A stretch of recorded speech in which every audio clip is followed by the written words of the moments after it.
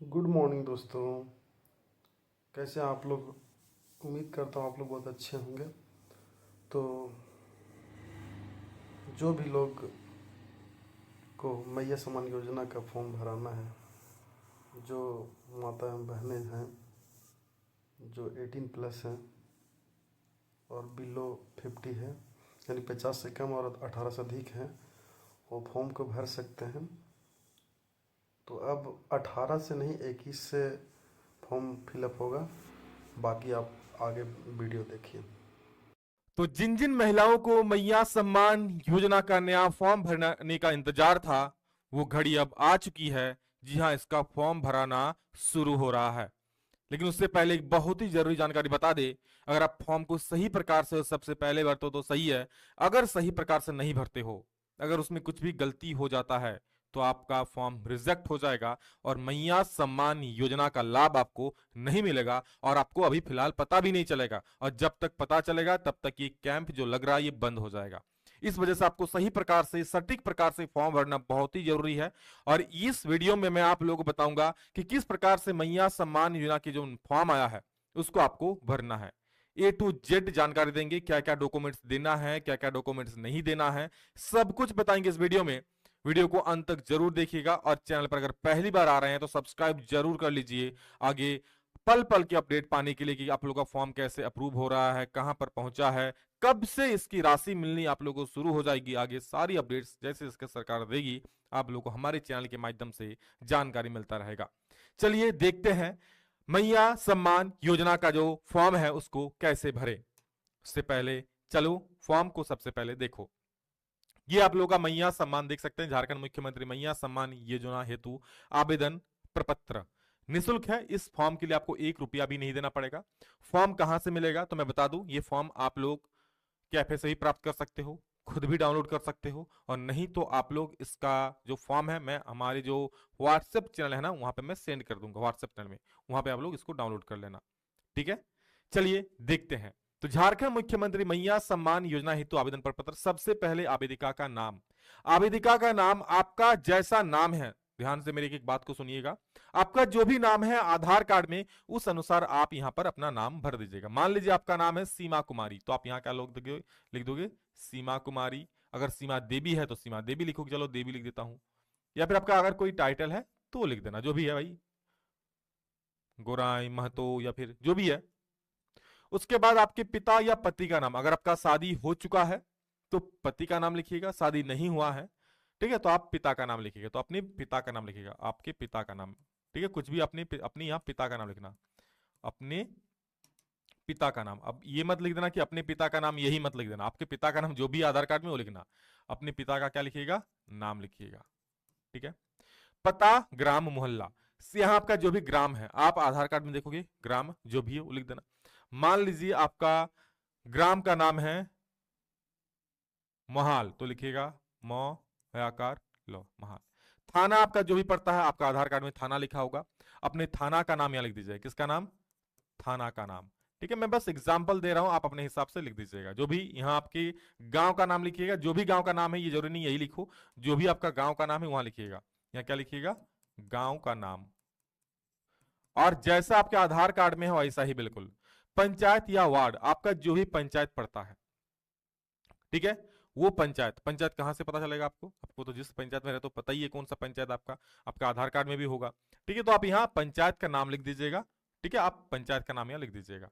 उसके बाद प्रखंड या अंचल शहर, तो प्रखंड का नाम आपका जो भी है, ठीक है, आपका झरिया प्रखंड पड़ता है, आपका जो भी प्रखंड पड़ता है अपना प्रखंड का नाम यहाँ पर लिख दीजिएगा। आप प्रखंड भी अपने आधार कार्ड में देख सकते हो।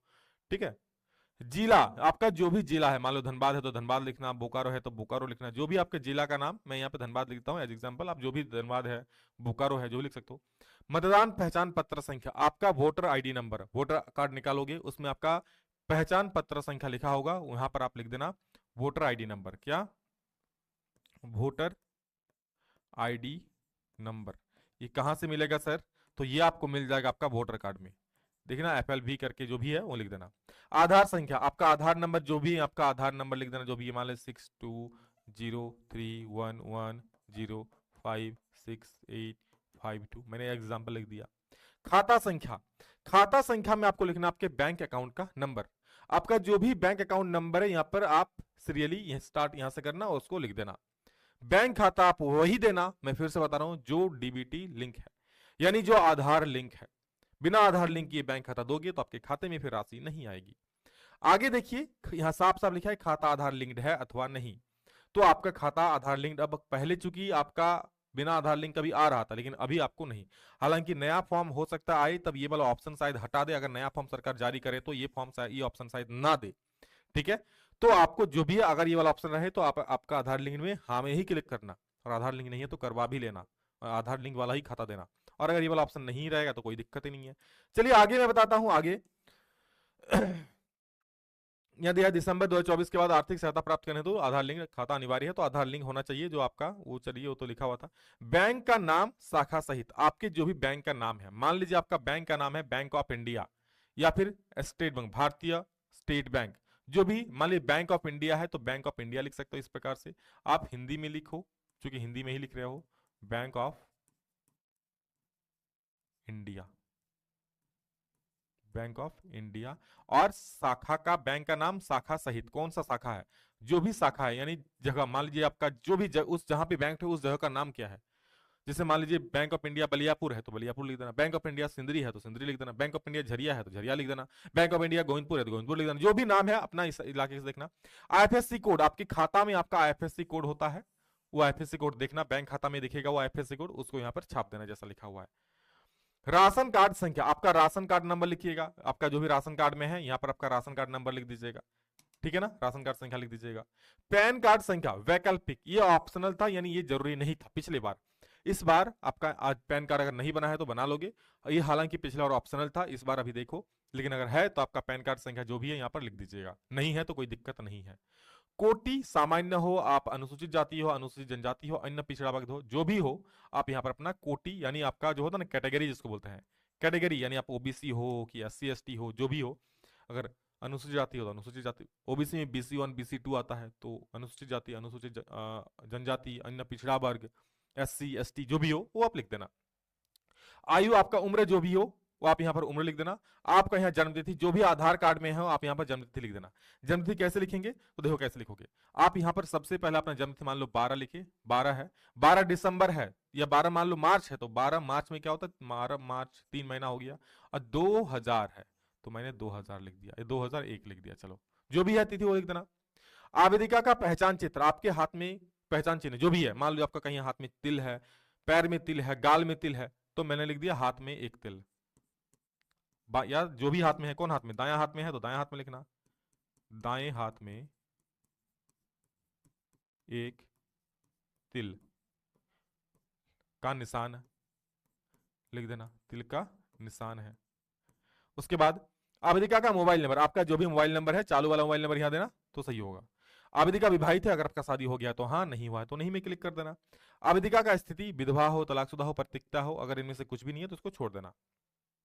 ठीक है, चलो आगे संलग्न 100, इसमें आपका जो भी है इसमें इसको छोड़ ही देना, ऐसा कोई दिक्कत नहीं है, आप इसको हाँ या नहीं में कर देना। आधार कार्ड, आप क्या क्या डॉक्यूमेंट जमा कर रहे हो, आधार कार्ड दे रहे हो तो आधार कार्ड में टिक कर देना इस प्रकार से। अब जो भी दे रहे हो ना उसमें टिक कर देना, मान लो आधार कार्ड दे रहे हो तो आधार कार्ड में टिक कर दिए। आप बैंक खाता पासबुक देना जरूरी है, वो भी दे रहे हो टिक कर देना। राशन कार्ड दे रहे हो टिक कर देना। मतदाता पहचान पत्र नहीं, वोटर आईडी दे रहे हो तो चूंकि वोटर आईडी आपका जरूरी है, वहां पर वोटर आईडी नंबर भी मांग रहा है, समझ रहे हो, इसलिए आपका वोटर आईडी यहाँ पर टिक कर देना। पैन कार्ड अगर दे रहे हो तो टिक करना, अगर नहीं दे रहे हो तो क्रॉस करना। ध्यान सुनो, अगर नहीं दे रहे हो तो क्रॉस करना, दे रहे हो तो टिक कर देना। ठीक है, स्वघोषणा पत्र मूल प्रति, आप स्वघोषणा पत्र क्या है इसके नीचे है, हालांकि इसको देना जरूरी है इसलिए इसमें जरूर से टिक करना। आपका पैन कार्ड अगर है तो टिक करना, नहीं तो क्रॉस में करना, यहां पर साफ साफ बोल दे रहा हूं। यहां पर मैं निष्ठापूर्वक घोषणा करती हूँ, जो भी लिखा है आप आवेदिका का हस्ताक्षर आप साइन कर दोगे, और यहाँ पर जिस तिथि को जमा करोगे ना उसी तिथि का डेट बैठाना, मतलब वही डेट बैठाना जिस दिन जमा करोगे।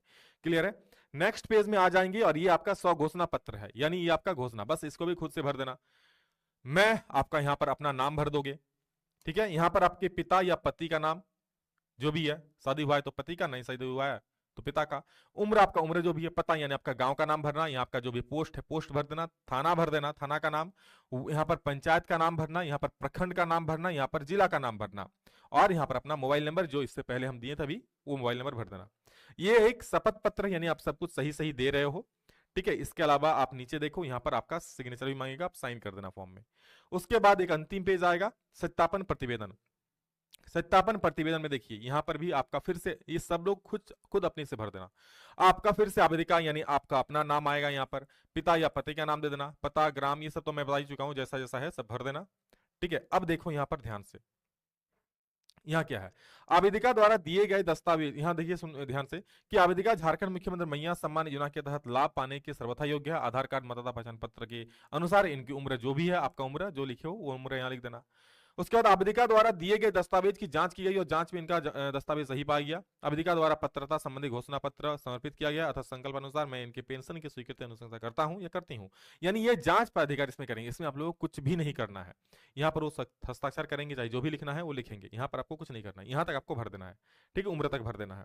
इसके बाद नीचे आएगा, ये तो इसमें आपको कुछ नहीं करना, ये पावती रसीद, यानी जब जमा करोगे ना, ये वाला काट के आपको मिलेगा पावती रसीद, ये घर ले आना। तो चूंकि वहां कैंप लगेगा, भरने का उतना समय नहीं रहेगा, तो आप लोग खुद से भर के ले जाओगे, इसको मैं बता रहा हूँ, ठीक है। ये क्रमांक खाली आपको छोड़ देना है, ये वो लोग देंगे आपको। आवेदिका का नाम, अपना नाम लिखना है, पिता पति का नाम या पति का नाम लिखना है, पिता का नाम लिखना है, जो लिखना है किसी का एक लिख देना। शादी हुआ है तो पति का, नहीं हुआ है तो पिता का। पता यानी आपके ग्राम का नाम, गांव का नाम, थाना का नाम लिख देना है, पंचायत का नाम लिखना है, यहाँ हो गया थाना का नाम, प्रखंड का नाम लिख देना है, ठीक है। उसके बाद आपका हो गया जिला का नाम लिख देना है, अपना मोबाइल नंबर लिख देना है और जिस तिथि को जमा करे वो तिथि। इसके साथ ही साथ अधिकृत कर्मी का हस्ताक्षर, यहाँ पर जो भी कर्मी देखेंगे उसको हस्ताक्षर करके आपको ये वाला काट के, यहाँ आपको साइन नहीं करना है, गलती से मत कर देना, ये आपको काट के जमा कर देंगे, दे देंगे। ये हुआ आपका मैया योजना का फॉर्म। इसी प्रकार से भरोगे, जरा सा भी गलती नहीं होगा और जल्दी से भर के जमा कर दो, क्योंकि जो पहले भरेगा वो पहले पाएगा। बाकी कुछ भी जानकारी के लिए चैनल को सब्सक्राइब कर लीजिए, आपको कब मिलेगा और राशि कब नहीं, आने वाले वीडियोज में मैं सब कुछ बताने वाला हूँ। चलिए इस वीडियो में इतना ही, मिलेंगे दोस्तों जल्दी, तब तक के लिए जय हिंद, वंदे मातरम।